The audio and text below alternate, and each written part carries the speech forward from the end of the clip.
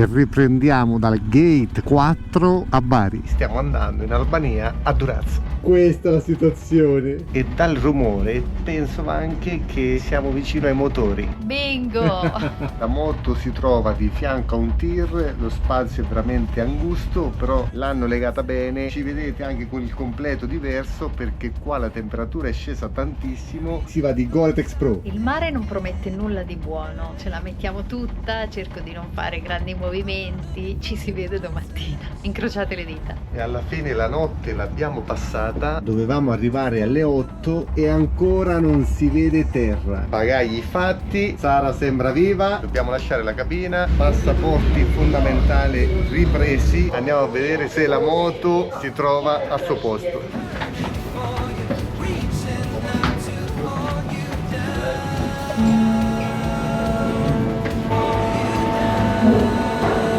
La moto sta al suo posto. Questa è la felicità. Uno dei ragazzi più bravi a legare la moto.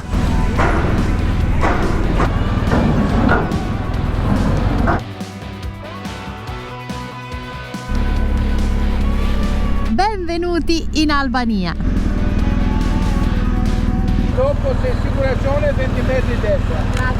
E buona vacanza. Grazie. Appena usciti dalla dogana, dopo i controlli, subito assicurazione sulla destra. Infine, a pochi metri dall'assicurazione, al ferry terminal dovremmo trovare le SIM per il telefono. SIM è fatta, ora usciamo dal porto per trovare un posto dove fare colazione. Dopo 15 ore senza cibo ci siamo fermati al primo bar che prometteva bene. Ecco la nostra colazione albanese. Che poi non è così albanese, è anche italiana e anche internazionale. Ragazzi, stanotte ci è andata bene, a luce spenta costantemente, senza cibo ingerito, siamo sopravvissuti. Il mare era veramente grosso. E dopo colazione abbiamo deliberato, lasciamo Durazzo direzione sud perché abbiamo visto anche le previsioni del meteo. Nonostante siamo i primi di ottobre, abbiamo preso come in Italia una delle settimane più fredde mai registrate nella storia, appunto nel mese di ottobre.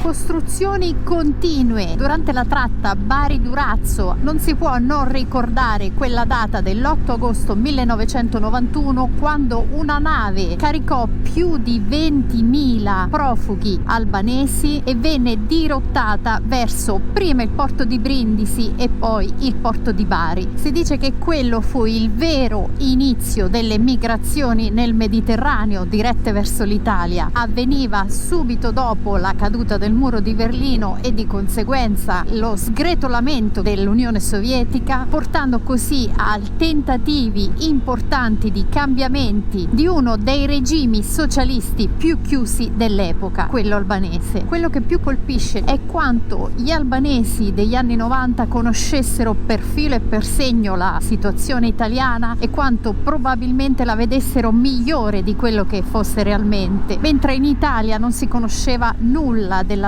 perché nulla dall'Albania trapelava. La città di Bari in quella situazione si trovò a coordinare tutto senza un piano di coordinamento nazionale che non esisteva perché nessuno era all'epoca pronto ad affrontare una situazione di emergenza del genere. Cerchiamo di mettere da parte questi brutti pensieri. Abbiamo fatto da pochissimo il pieno alla moto e abbiamo scoperto che la benzina è leggermente più cara dell'Italia. Nonostante a colpo d'occhio appena scesi a Durazzo la situazione economica è sicuramente più sofferente rispetto appunto alla nostra italiana. Tra 2,7 km alla rotonda lasciamo la A2 per andare a sinistra. Si inizia la salita con curve ampissime e addirittura 2 corsie.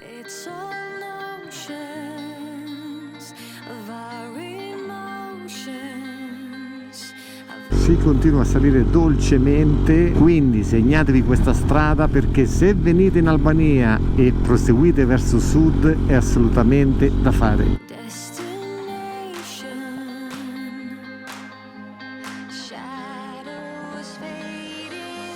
Valona ormai alle nostre spalle. Se non fosse per i limiti presenti si potrebbe andare tranquillamente con 3 cifre, ma proprio in questo punto ci sono 60 km orari e vanno assolutamente rispettati, perché poco fa abbiamo incrociato un'auto della polizia con il laser e dopo l'esperienza del Montenegro assolutamente relax.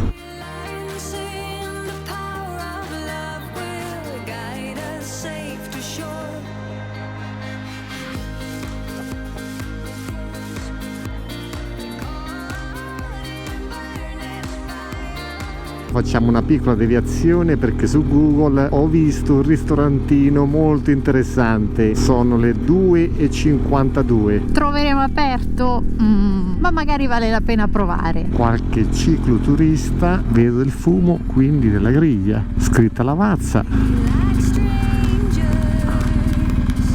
E mentre aspettiamo il cibo che abbiamo ordinato... Che fai? Visto che siamo fuori stagione, il menù non era completo, ma qualcosa abbiamo rimediato. Oggi andiamo di capretto. E agnello, è una cottura particolare che fanno in questa zona. Questo è il pane fatto in casa. Ci sono 16 gradi qua, cose pazzesche.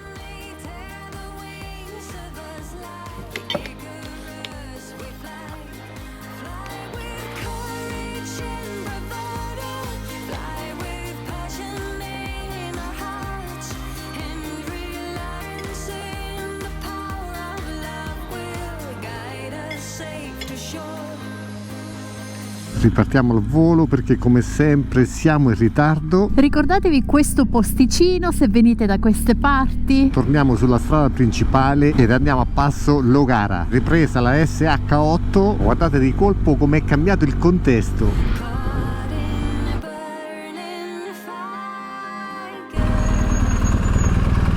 It's free? Thank you. È libero ragazzi. E abbiamo 10 km sempre in salita con tantissime curve. Ma io non voglio fare il tunnel, io voglio andare di là. Vediamo se è fattibile questa strada. Quindi hanno fatto il tunnel nuovo di Pacca per evitare il passo, che sicuramente da queste parti in inverno non sarà facile percorrere. L'idea del passo non ce l'abbiamo solo noi, ma anche la ragazza cicloturista. Siamo entrati percorrendo questa strada nel Parco Nazionale Logar. Traffico inesistente, quindi il 90% delle persone che passano di qua prendono il tunnel. Pendenza del 10% ora. No, perro. Bellissimo, sicuramente era del locale. Siamo già saliti a 800 metri sul livello del mare, ma dobbiamo superare i 1000. È talmente tranquillo che la gente passeggia lungo la strada. Comunque dovrebbe essere una zona montana rinomata perché abbiamo attraversato tantissimi hotel, ma la parte ignorante motociclisticamente parlando arriva ora. Vamos con i tornantoni che si fanno in prima. Proviamo in seconda, ok. Nel frattempo siamo scesi a 11 gradi, mamma mia, pensate cenare su quella terrazza là, che posto, bella struttura anche. Per il punto panoramico Google dice ancora 1,8 km, ma anche qua il panorama possiamo dire tranquillamente che non manca.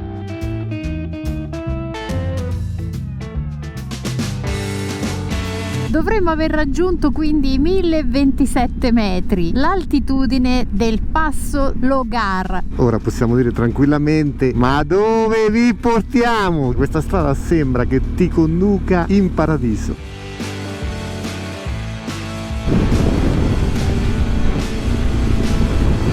C'è un vento assurdo, lo sentirete sicuramente anche dal microfono. Scendiamo al punto panoramico. dovrebbe essere questo, onestamente superiore alle nostre aspettative. Peccato per il vento, però dai, abbiamo il sole e non c'è nessuno. Un angolo degno degli scorci migliori della magistrala croata. Ecco il punto panoramico, sicuramente è una sorta di sperone per avere la vista a destra e a sinistra. Ora scendiamo in picchiata, anche perché dobbiamo risalire ai 18-20 gradi. Considerando tutto, l'asfalto non è neanche tanto messo male. Però con il sole che è ancora bello alto, ma riflette sul mare. Per noi che proveniamo dall'altra parte dell'Adriatico, vedere il sole sul mare a quest'ora fa sempre un certo effetto.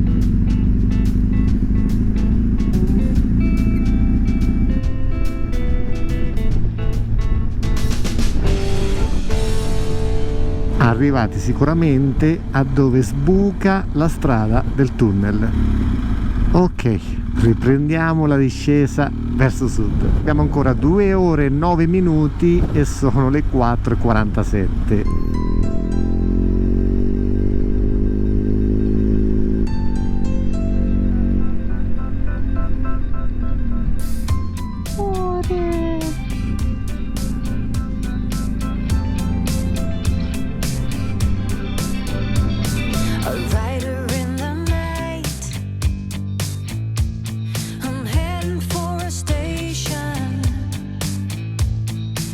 Nonostante la strada dai villaggi costieri si sia spostata verso la parte più interna, la suggestione è massima.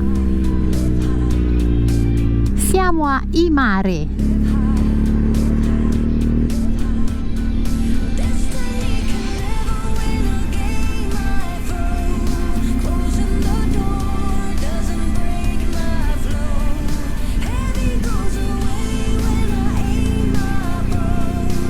Questo tratto di strada da Valona a scendere, facendo il passo ovviamente, è spettacolare. Secondo noi supera per bellezza, ma anche ovviamente per le spiagge, in quanto sono un po' sabbiose, il tratto croato. Voglio condividere un pensiero, come spesso faccio, guardando alla nostra destra con il sole che sta scendendo, forse complice il fatto che non passa nessuno, in maniera involontaria sto rallentando. Vorrei che non finisse mai. Abbiamo tutti gli ingredienti per creare il momento perfetto. Cosa volere di più? Scrivetelo sotto nei commenti se magari manca ancora un ingrediente. I paesini che si attraversano ci fanno un po' tornare bambini, quando anche nel nostro paesino si viveva in questa maniera, ovvero con la tranquillità massima, come per tutto il mondo dovrebbe essere.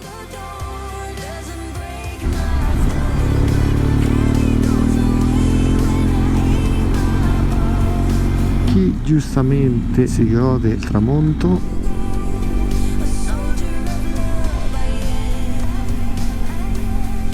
18 e 19, il sole sta scendendo inesorabilmente, anche questa sera arriveremo di notte. Bravi Francesco e Sara, bravissimi! Anche il CarPlay è passato alla modalità notte e con questo bagliore ci salutiamo. Come sempre, se il video vi è piaciuto lasciate un mi piace, lasciate un commento e ovviamente iscrivetevi al canale per non perdere i prossimi contenuti. Ci rivediamo a Ksamil, questa volta con la luce del sole.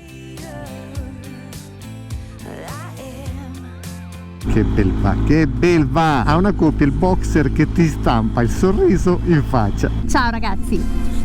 Per parlarvi di Ksamil iniziamo dai cantieri, di cui la città è strapiena, ma camminando per la via principale troviamo anche delle strutture di recente costruzione. Oggi è domenica 12 ottobre, la stagione estiva turistica è quasi giunta al termine, infatti molte strutture sono già chiuse. È la classica stagione in cui qualcuno indossa la canotta di lana e qualcuno è ancora in spiaggia in costume.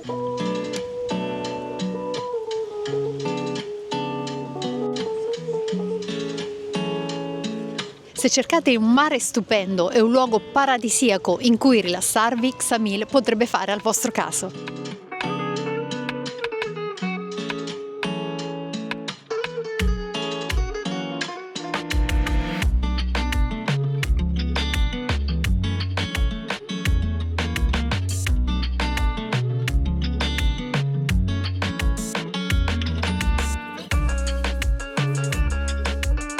Affacciata sul mare Ionio, proprio di fronte all'isola di Corfù, a 2 passi dalla Grecia, parte della municipalità di Saranda. Ksamil è la perla dell'Albania del Sud. Per questa caratteristica è entrata negli itinerari delle crociere del Nord Europa, tanto che molti norvegesi hanno acquistato immobili proprio in questa zona. Ma alla fine, qual è la caratteristica che interessa sempre agli italiani?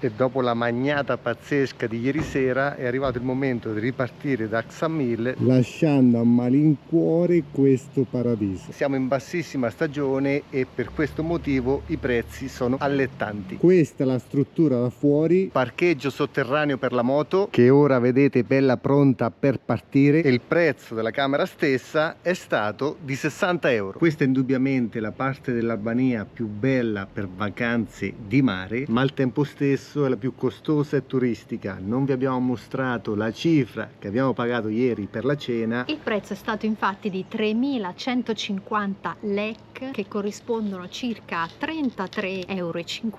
Per quello che abbiamo mangiato siamo restati molto soddisfatti perché la qualità è molto alta. Consigliamo anche questa struttura perché ci siamo trovati benissimo con i ragazzi del luogo. Ci tengono moltissimo a che le cose vadano bene e al fatto che loro siano all'altezza della situazione. Piccola postilla per chi ricorda l'Albania di qualche decennio fa: le nuove generazioni non conoscono la lingua italiana. Non so se interpretarlo come upgrade per loro, una piccola mancanza per noi. La comunicazione avviene quindi tramite la lingua inglese. Altra cosa, non vi aspettate i prezzi dell'Albania di 20 anni fa, ma al tempo stesso le strutture sono di ottimo livello, anche se ovviamente noi da buon marchigiani preferivamo i prezzi vecchi. E soprattutto lo è lei. Ma parla per te! Una Ksamil relativamente giovane, costruita nel 1966, così come è giovane tutto lo Stato albanese, costituitosi in seguito allo scioglimento dell'impero ottomano nel 1912. Quindi ripartiamo da Ksamil con tantissimi lavori in corso, percorrendo una strada secondaria, quelle che ci piacciono tantissimo. Appena fuori Ksamil, paesino in completa costruzione.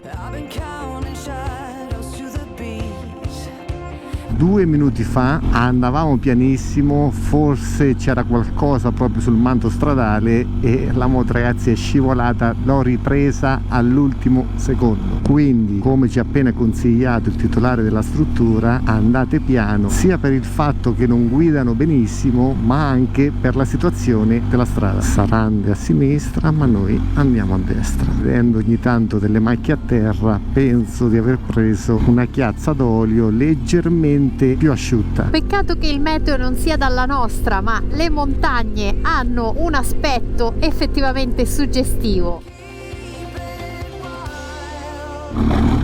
Attenzione buche, tantissime abitazioni in costruzione. Quella classica usanza che c'era anche nelle nostre zone, che ritroviamo anche al di là dell'oceano, di iniziare un edificio e poi finirlo solo parzialmente, in base alle proprie esigenze. La strada di colpo, guardate come si è trasformata. Non so se sia un pezzettino. Ora proviamo a continuare sperando che non peggiori.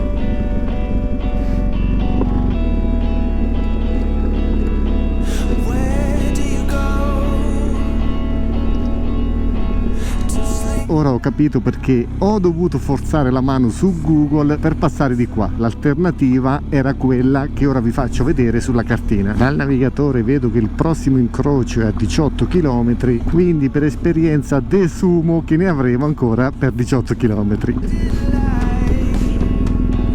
ma soprattutto guardiamo dove vivono, assolutamente non in tono di critica. Questo fa anche capire il perché le vie di comunicazione siano l'elemento quasi fondamentale per lo sviluppo di un paese. È brecciolino smosso, in alcuni punti anche grande come dimensione. Qua bruttissima. Il ragazzo dell'hotel ci aveva parlato di fuoco, ma non abbiamo compreso né la gravità né la lontananza temporale di questi incendi. E non vi neghiamo che ancora si sente l'odore di bruciato.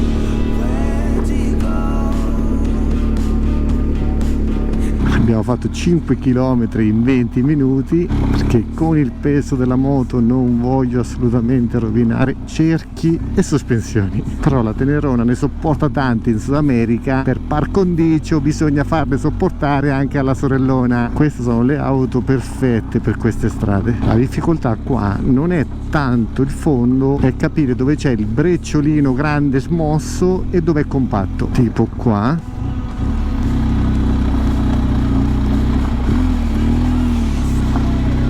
Perché nel 90% dei casi è compatto, poi però ti ritrovi con la gomma anteriore che affonda e fai fatica a tenerla la moto. La strada ce la prendiamo tutta, sia a destra che a sinistra, tanto non passa nessuno. Questa è la strada che abbiamo compiuto finora e qui l'odore è quasi fastidioso, quindi incendi sicuramente molto recenti.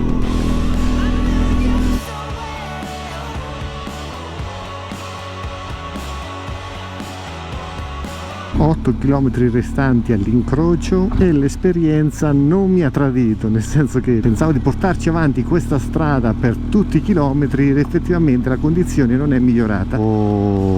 Però abbiamo guadagnato 7,9 km, quindi segnatevi questa deviazione e se vi piace un po' lo sterrato fatela. Poi se qualcuno dice: Francesco, ma perché te le vai a cercare? Ho visto su Google che praticamente la strada era molto tortuosa e finiamo sempre negli stessi guai. Dato che ci sono 2 strade di numero, non mi aspettavo una condizione del genere. Questo per dirvi che non possiamo sempre sapere cosa ci aspetta, ma dobbiamo andare in una scoperta. Quindi usciamo dalla provincia di Saranda, salutiamo i perri che giustamente si riposano e iniziamo una discesa lunga verso valle con un asfalto ora quasi perfetto.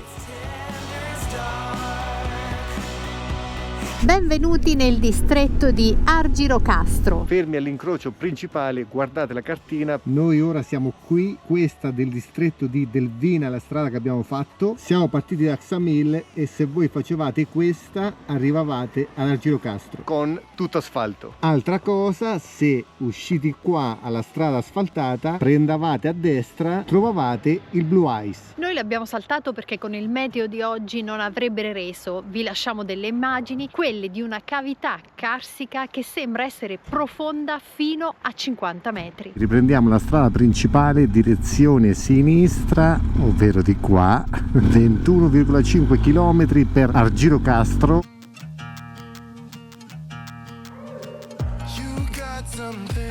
1,8 km, 5 minuti all'arrivo. Oggi tappa in moto brevissima, abbiamo fatto sì e no 2 ore, però il centro storico di Arghirocastro è patrimonio UNESCO, quindi non potevamo perderlo. Qua dobbiamo andare a sinistra, sembra di scalare il Sommelier, però la nostra struttura dovrebbe avere anche il parcheggio per la moto. Entriamo. Bagagli scaricati alla velocità della luce, guardate che casino. Ma siamo pronti per uscire. Pronti è una grande parola, ma noi ce la mettiamo tutta. Ecco, la moto l'abbiamo parcheggiata, ma questa notte rimarrà all'aperto, fronte reception. Visto che sono quasi le 4, prima sosta gastronomica. La nostra struttura è un po' fuori, impiegheremo circa 20 minuti per arrivare al centro storico. Salita ripidissima verso il castello.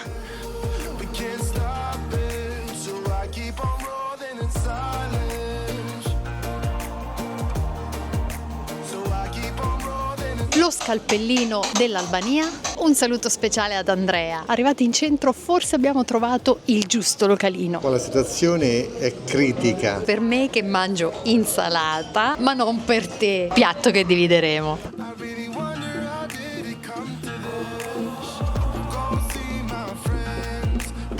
Siamo in uno dei più antichi luoghi dell'Albania, fondato come castello nel IV secolo d.C.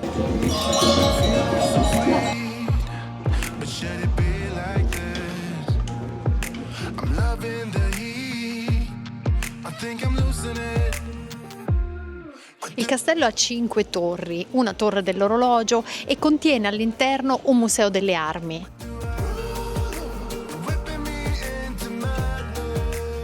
Purtroppo è stato anche sede di una prigione che ha visto incarcerati molti dissidenti politici durante il periodo comunista.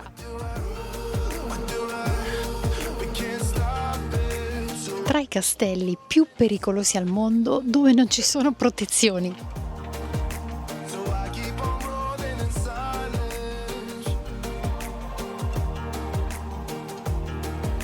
Abbiamo aspettato il calar del sole per mostrarvi la città di pietra nel suo massimo splendore e nella sua massima suggestione. A 2 passi dall'Italia questo posto ha un'influenza estremamente medio orientale. Questo è dovuto al fatto che nel 1417 è arrivato qui l'impero ottomano, ma è tra il 1800 e il 1831 che hanno avuto vita le case in pietra che oggi vediamo e che caratterizzano la città di Argirocastro.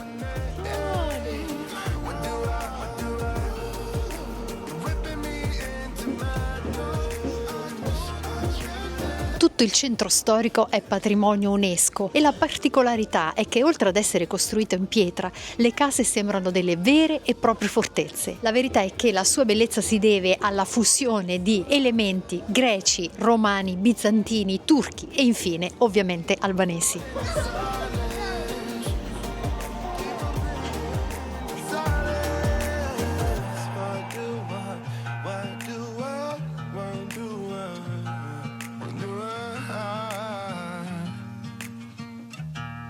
Maybe I should keep rolling.